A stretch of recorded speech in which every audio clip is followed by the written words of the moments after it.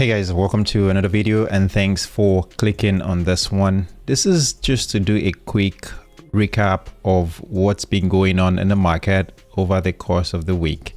We have Bitcoin falling, we have XRP falling, we have the stock market falling as well.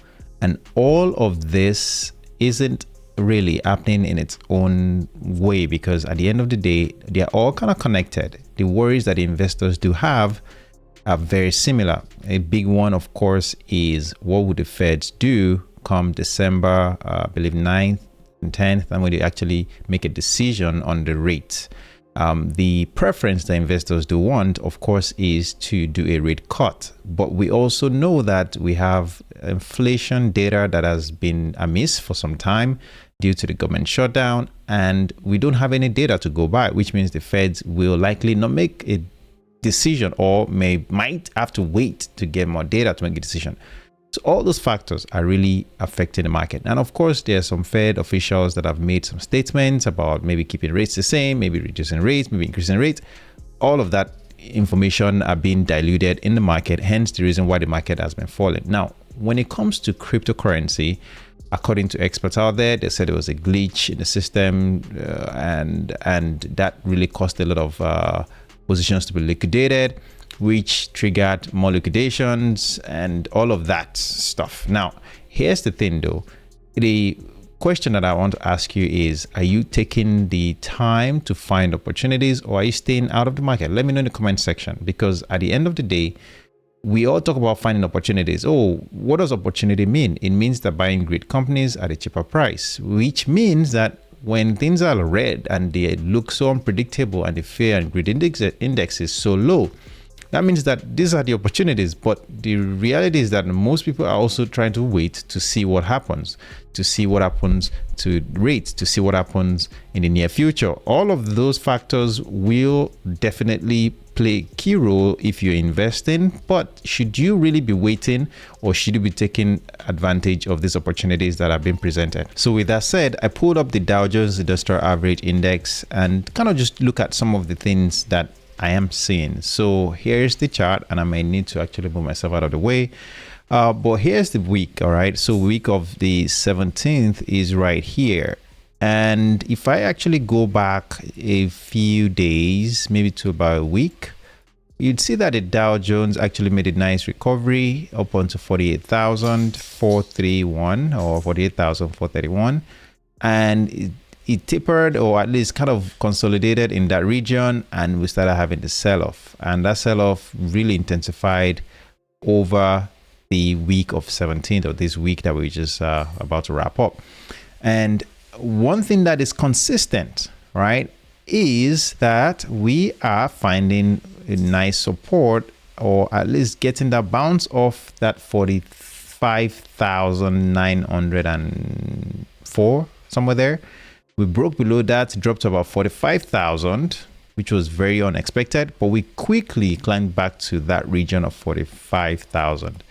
Now, towards the 21st, which was yesterday on Friday, as you can see, even though the day started out pretty nicely, thinking we would continue in that pattern of nice recovery, a nice gap up from the week or from the previous day of 20th to 21st, which is why you have this gap up here.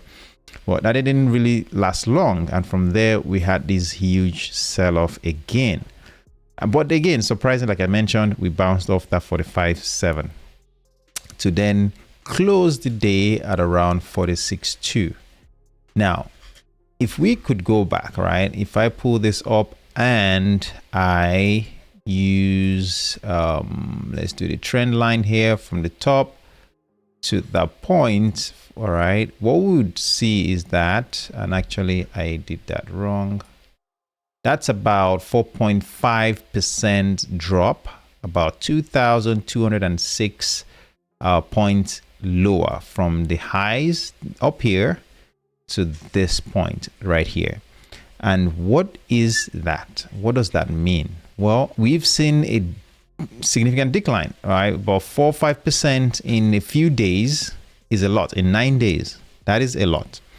And that is to tell you how volatile the stock market can be. Hence the reason why you don't want to think that, oh, this is bad. This is not really bad. We are not close to a crash. We are not close to market correction at all.